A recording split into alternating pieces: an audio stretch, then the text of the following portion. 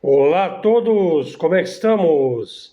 Helder de Araújo aqui no seu canal Luz no Fim do Túnel, neste 19 de novembro de 2024, uma terça-feira, estamos aqui no litoral paulista em Santos, final de tarde aqui, um pouco nublado, céu mais ou menos limpo, com poucas nuvens, aí por volta de uns 24 graus. Aliás, 19 de novembro, comemora-se o Dia da Bandeira, né? Eu me lembrei que eu tenho um canal, né, de música.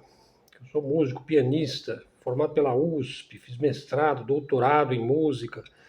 E bem, eu tenho lá, eu acabei de entrar no meu canal de música que chama Música e Sons, Helder de Araújo, também no YouTube, né? Eu tenho muitas gravações lá com piano, piano digital, piano acústico, também com acordeon, aulas de música, aulas de piano, a história da música, a acústica musical. Eu lembrei que eu tenho lá gravado o hino à bandeira, né? O Francisco Braga, ó. O arranjo do Francisco Braga, né? Saudoso compositor brasileiro da escola nacionalista, né? Do século XIX para o XX, aí. Finalzinho do século XIX, 1889, e o hino à bandeira. O arranjo do Francisco Braga.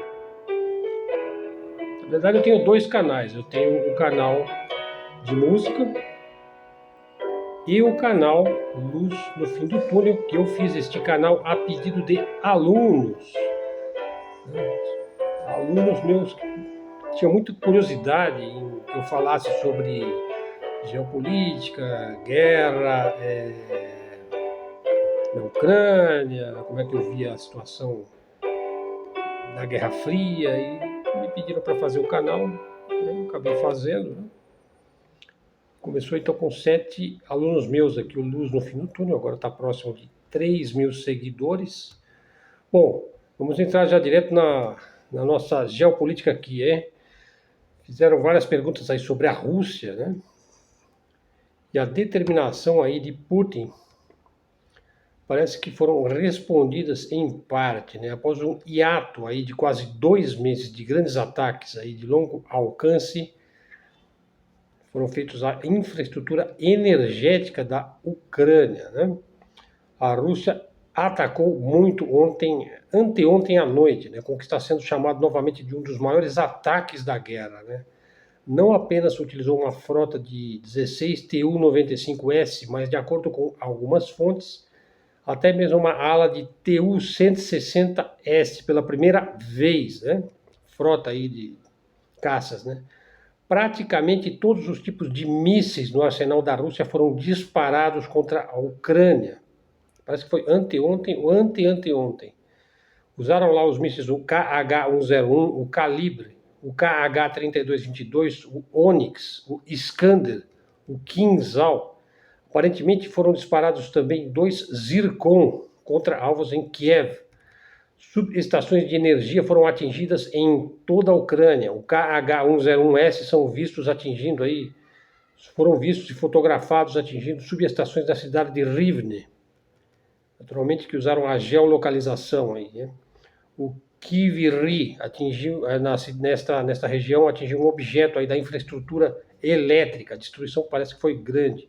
Na região de Ivano-Frankivsk, objeto aí da infraestrutura crítica foi atacado e teve um incêndio. Odessa, os russos atacam com uma certa constância. Odessa é uma cidade que tem uma importância quase que mística para os russos, né? Foram os russos que fundaram Odessa. Existe um livro do Frederick Forsyth, fantástico esse livro, O Dossiê de Odessa, né? Porque houve uma contrapartida também da Operação Paperclip, né? Só no lado russo também, está ligado aí a Odessa, né? Bom, aí parece que houve 4 mísseis em Odessa, né? A maioria dos habitantes de Odessa, neste momento, está sem eletricidade, sem água e sem aquecimento. Região de Zaporizhia, sempre lembrada aí no decorrer de toda a guerra da Ucrânia. 3 ataques em Zaporizhia atingiram infraestrutura crítica, leia-se, subestações ou estações de eletricidade. Região de Rivne, um objeto aí da infraestrutura crítica, eletricidade parcialmente faltando. Região de Vinícius, instalações de infraestrutura crítica, não havia mais luz, parece que foi restaurada em Vinícius. Região de Volyn, sem vítimas, atingindo apenas a energia, a transmissão da energia, ou os transformadores lá, né? A região de Lviv atingiram infraestrutura crítica, a rodovia foi danificada e também foi danificada aí a transmissão de calor da cidade de Lviv. A Bloomberg relata que a geração aí em instalações nucleares ucranianas foi reduzida consideravelmente, alguma coisa entre 40% a 90% de perdas em instalações nucleares. Parece que 2 dos 9 reatores totais, parece que apenas 2 operam aí em potência máxima. Uma equipe lá baseada na usina nuclear de Khmelnytskyi relatou ter ouvido uma forte explosão. Outra equipe estacionada aí em Rivne relataram que linhas de alta tensão estavam indisponíveis. Essas instalações aí de Khmelnytskyi fica no oeste da Ucrânia, né? Lembre-se que a Ucrânia tem 3 usinas nucleares sob seu controle ainda, né? Só que cada uma delas tem vários reatores, portanto o total de 9 reatores foi contado aí, né? Como você pode ver, Rivne com 4, Khmelnytskyi com 2 e Yuzhno-Ukrainsky com 3 reatores, né? E 7 ficaram inoperantes, né?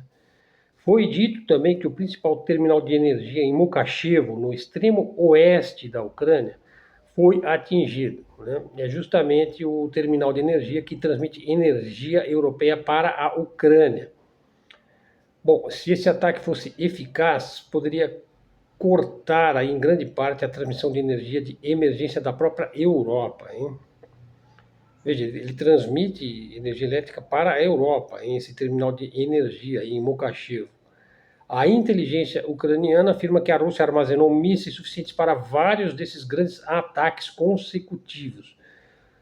Parecia que sabiam que haveriam ataques sistemáticos como esse, né?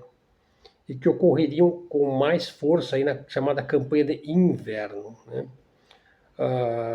As forças russas gastariam algum tempo aí avaliando aí os danos, então continuaria lançando mais ataques nas áreas que eles querem atingir, né? Agora, como se tivesse sido programado aí para evitar o esgotamento moral do inverno escuro ucraniano que se aproxima, Biden, aliás, eu falei sobre isso ontem, anunciou a remoção das restrições dos ataques de longo alcance usando os ATACMS da Ucrânia. Esse anúncio aí foi supostamente seguido imediatamente ou apoiado pela França e a Grã-Bretanha, autorizando o uso de mísseis Storm Shadow Scalp em território russo. Como já discutimos aqui muitas vezes, a Europa politicamente castrada e ideologicamente paralisada não pode fazer nada sem que o seu mestre aí, presidente dos Estados Unidos, dê o sinal verde ou sinalize um apoio, né? No entanto, leve tudo isso com granossales, né, com uma pitada de sal, né, com uma certa ceticismo. Por enquanto, né, pois já existem conflitos previsíveis aí. Vamos ver se a coisa vai realmente escalar, como está sendo anunciado aí por vários canais de análise geopolítica e análise militar. Daí o Zelensky, então, anunciou ter enviado 5 mísseis para o território russo. Foi relatado hoje em vários canais, né? Sobretudo o canal Arte da Guerra. O comandante Robson fez um vídeo aí a respeito.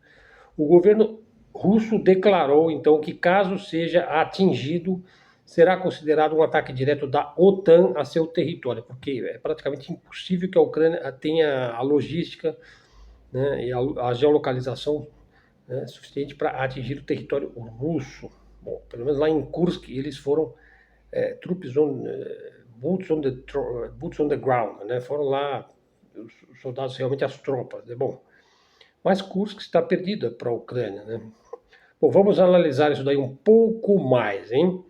Fiz aí um relato aí dos tipos de mísseis, dos ataques feitos à estrutura crítica elétrica na Ucrânia e a resposta Biden autoriza, então, o contra-ataque ucraniano usando mísseis de longo alcance contra o território russo. Vamos voltar um pouco nesse assunto da autorização do Biden e do ataque feito pela Ucrânia, pois a ordem de Biden partiu do Brasil. Quero abordar aqui o assunto do G20. Veja, então, voltando um pouco, veja, teve uma reunião para debater mudanças climáticas em Baku, no Azerbaijão, né?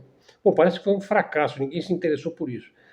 Mudar o modelo X para o modelo anti-X, né, é complicado. A mudança climática não é mais algo terrestre, é algo, veja só, que passa pelo Sol vindo da Via Láctea. Nem ocorre na Terra a mudança climática. E tem gente defendendo essa trolha aí, lá em Baku, né? Bom, mas por que eu falei isso? Justamente para chegar lá nos satélites, né, na guerra espacial, né? O que parece funcionar melhor, né, do que a reunião lá de Baku sobre mudanças climáticas é a reunião do G20, né, que foi ontem e hoje, está rolando aqui no Brasil. Os BRICS são a principal figura no G20. Bom, onde falamos no Biden, né, ele ficou um tanto ferrado aí com o Olaf Scholz, né, porque o Olaf Scholz parece que pediu explicitamente, diretamente, para o Putin, fez um telefonema para o Putin para ele não atacar a Ucrânia. E a resposta do Putin foi avassaladora, né? Atacou grande parte da estrutura elétrica crítica da Ucrânia, né? O Biden também ficou ferrado, né? Porque o Xi Jinping ganhou todos os holofotes, né? Lá no G20. Né? Ele aparece nas fotos principais, já o Biden aparece lá no terceiro, no quarto escalão, né? E aí aparece aí o Biden sobrevoando a Amazônia, mandou a ordem para lançar mísseis de longo alcance na Rússia. A resposta veio, né? Hoje já é o day after. A autorização do Biden não passou. Bom, lembra de um time chamado O Delírio de um Anormal? Bom, nunca se sabe, hein? Nós estamos no ponto em que o hospício foi totalmente tomado pelos loucos, né? Biden não se sabe se foi desmentido, ainda é o presidente daquele país belicoso dele, né? Que ainda se considera o policial do mundo, né? Mas, na verdade, a Rússia deu um bom motivo aí para o Biden agir desta forma, né? Então, ponto aí para o Biden, né? A pergunta é, como é que um Zelensky, incapaz de usar corretamente um mero estilingue, vai lançar um míssil desses daí, hein? O S-5 que ele lançou, né? Só a OTAN, autorizada pelo Pentágono, a autorização foi dada, né? Que, por sua vez, esse Pentágono talvez seja autorizado aí por alguma entidade estranha, né? Pode fazer isso daí. Bom, para atingir a Rússia e gerar quem poderia afirmar a Terceira Guerra Mundial nuclear, só mesmo usando os satélites do chefe aí de Trump, o Elon Musk, né? Por sua vez, Elon Musk, um seguidor do Peter Thiel, fundador da Palantir, eu já fiz um vídeo só sobre esse tema, né? Bom, veja, vamos prosseguir aqui na análise. Dizem que o filho de Trump e o próprio Trump ficaram muito chateados com o BD. Será? Eu acho que eles decidiram até isso juntos, hein? Afinal, eles precisavam reagir frente à avassaladora, o avassalador ataque da Rússia contra a energia elétrica ucraniana, né? Bom, não seria a primeira vez também que eles ficariam chateados com o Biden, né? Bom, e daí os líderes da Grã-Bretanha, França e dos Estados Unidos, que estão aqui no Brasil nesse momento, né?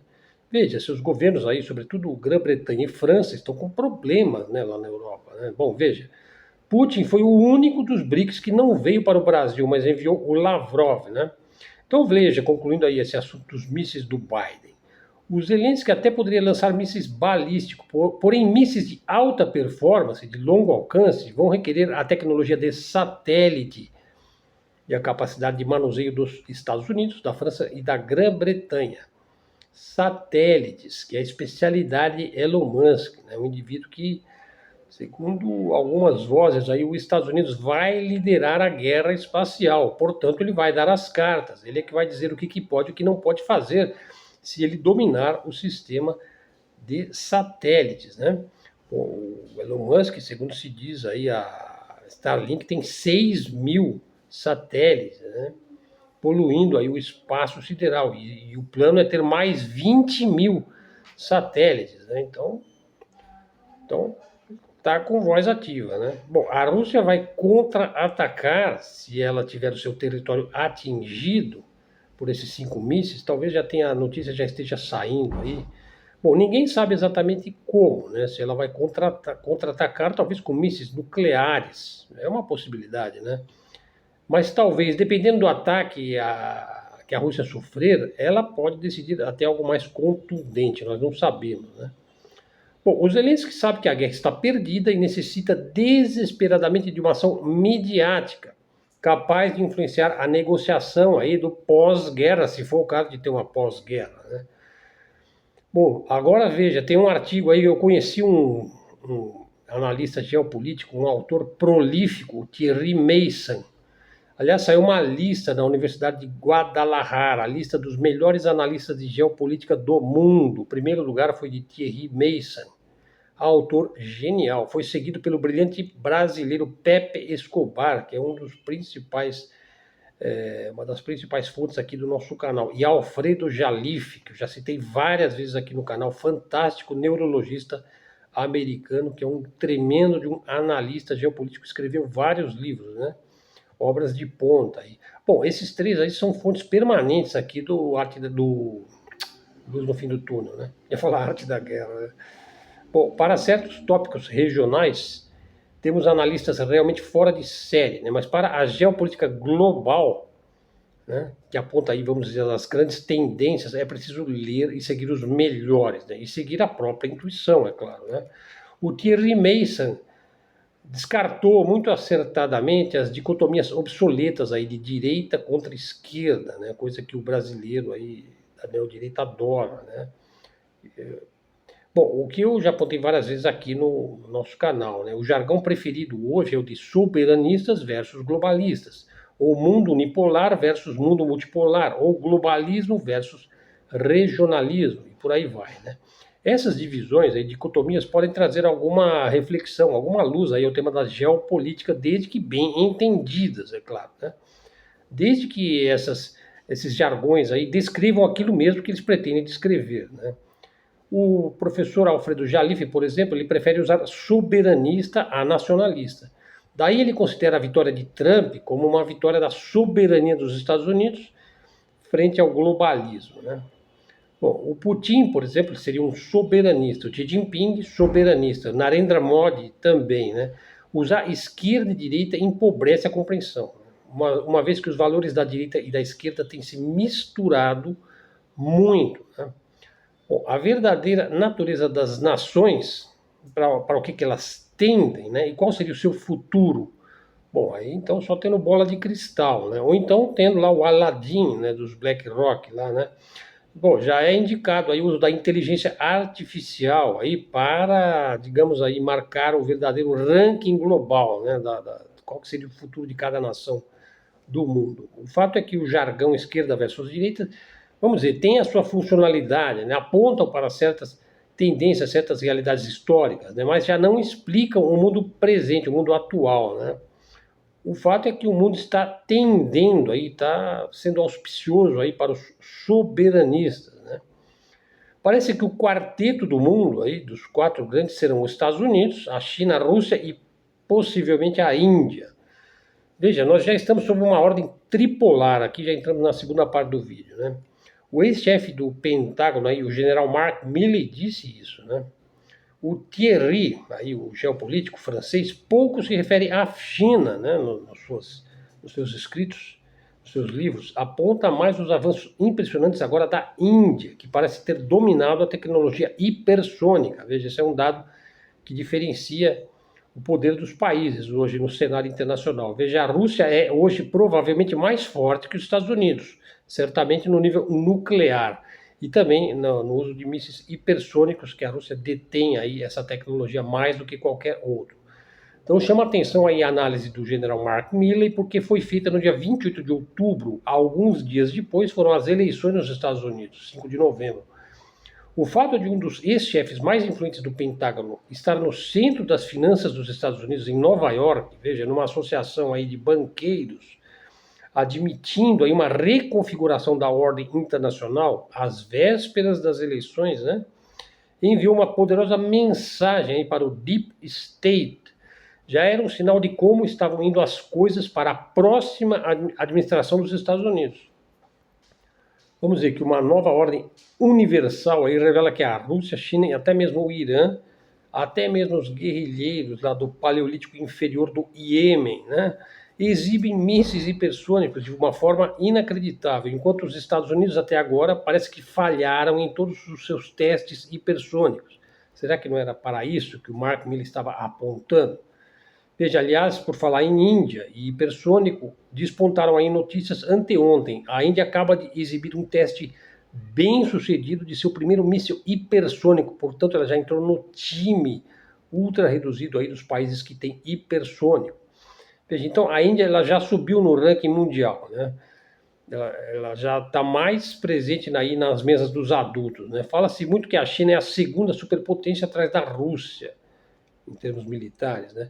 O FMI coloca a China como a primeira potência econômica do mundo, considerando o PPP, o poder de paridade de preços, né? O valor do dinheiro, quanto que ele consegue comprar.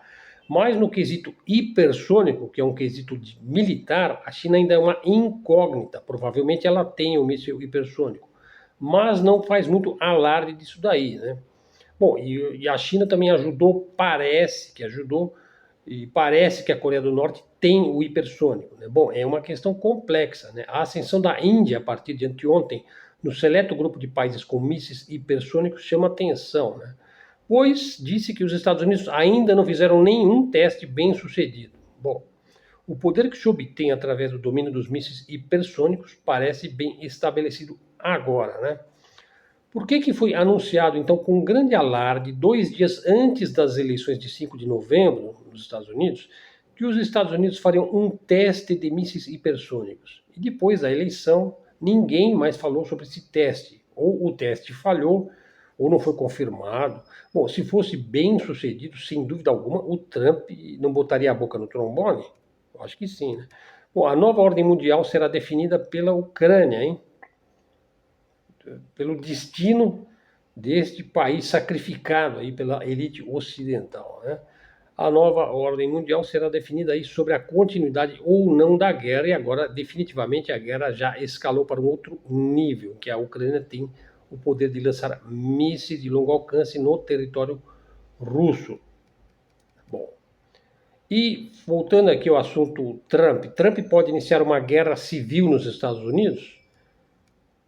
Terceira e última parte aqui do vídeo, o Donald Trump já declarou que qualquer esquerdista americano que for flagrado saqueando $900 em lojas, como se dá comumente na Califórnia, não receberá uma advertência, não, vai levar um tiro.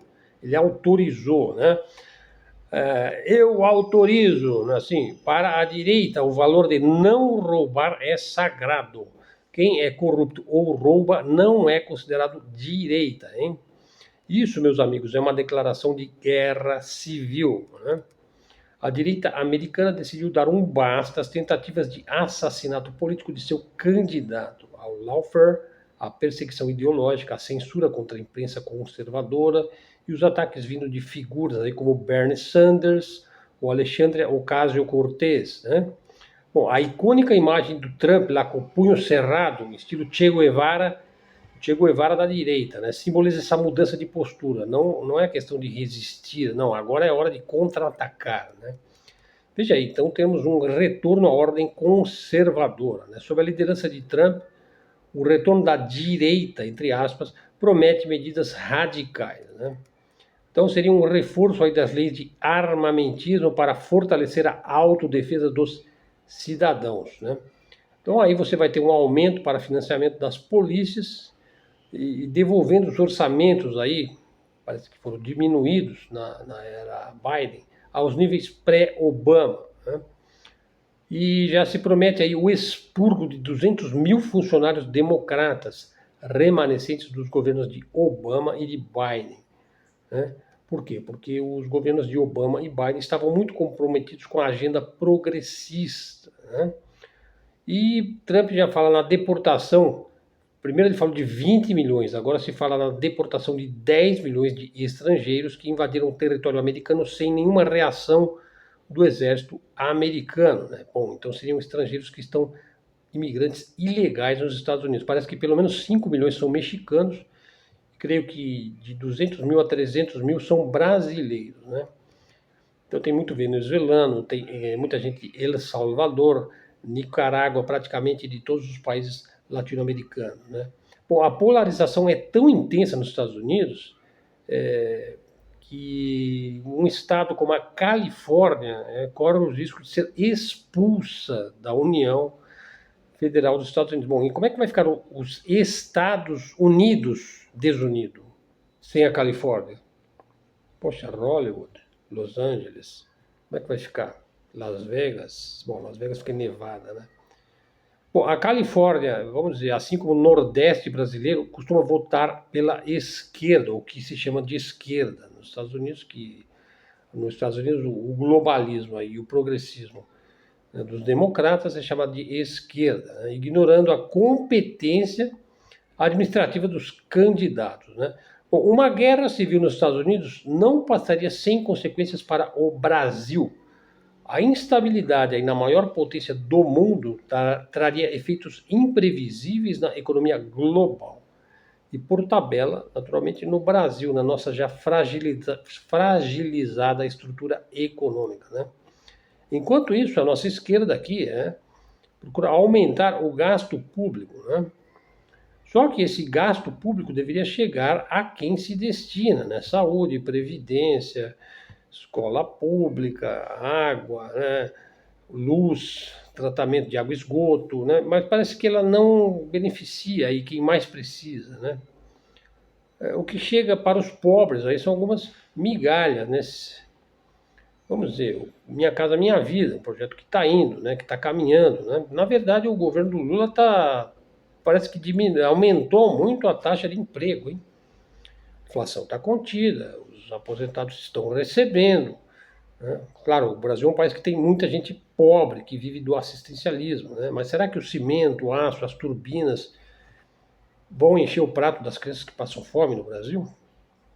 Bom, sem responsabilidade e eficiência da gestão pública, da coisa pública, né, e do gasto público, o caos é inevitável, né? Então, é engraçado que no Brasil o gasto público, por exemplo, se o Brasil aumenta aí a 1% do gasto público, né? Sabe o que significa isso em termos de quantia? 50 bilhões de dólares que vão servir para pagar dividendos para a classe rentista, para a classe financeira, né? Para a classe que investe em ações das empresas brasileiras e que desejam o Estado mínimo e a privatização, né? Mas vocês já viram alguns desses grandes bilionários aí do BlackRock investir em gasto público para a população que mais necessita? Seria algo inédito, né? Nunca se ouviu falar que pessoas como Lema ou Safra invistam em gasto público para quem mais necessita desse tipo de gasto, né? Bom, talvez seja um assunto que a gente possa abordar num outro momento, né? Então estamos aí numa situação bastante delicada e tensa. Está tendo a reunião aqui do G20 no Brasil. Bom, na verdade, eu assisti aí uma palestra e uma fala do Lula inaugurando aí o G20. Saíram várias fotos, né, de vários escalões na frente, aí as fotos que tem mais, digamos, as fotos também mostram alguma coisa simbólica, né, uma maior presença aí dos BRICS, né, na verdade do BICS, né, Brasil, Índia, China e África do Sul, apesar que estava lá o Lavrov, né, como uma figura, digamos, protocolar, né, como representante do Putin, que naturalmente não poderia, num momento aí que o país está sendo atacado pela Ucrânia, que também atacou, né, no dia anterior aí, seria um tanto arriscado, apesar que houve a promessa de Lula de que Putin poderia vir ao Brasil sem nenhum temor aí, né, de ser preso. Mas será que ele gostaria de estar na mesma sala que o Biden, né? Será que é possível uma coisa dessa? Será que é possível que as pessoas tenham ainda alguma dignidade de se olharem nos olhos umas das outras? Bom, o fato é que pessoas com esse grau de poder, de soberba, né, é complexa a situação, né? Nós podemos prever que vai escalar a guerra? Qual vai ser a reação da Rússia? A Rússia tem sido bastante paciente, aí ela se justificou incansavelmente, né, das razões de ter atacado a Ucrânia, lá no dia 28 de fevereiro de 2022, né? Então a guerra já vai para quase 3 anos aí na virada do ano aí, né? Bom, o Trump, será que ele vai acabar com essa guerra? Não vai, nós não sabemos, né? Mas nós vamos saber, né? E assim que nós soubermos, nós vamos analisar aqui também, né? Bom, é isso, pessoal. Vamos já ficando por aqui. Mais um vídeo aqui para o nosso canal. Muito obrigado aí pela sua presença. Verifique se você está seguindo o canal. Se não estiver, já segue o canal, hein?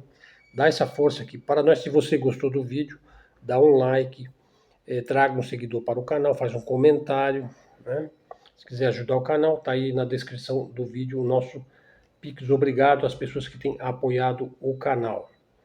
Muito obrigado a todos aí, da nossa mídia alternativa aqui, nossa mídia independente, canal de livre expressão e livre comunicação. Bom, sendo que tínhamos aqui para hoje, obrigado a todos, até a próxima e fiquemos com Deus.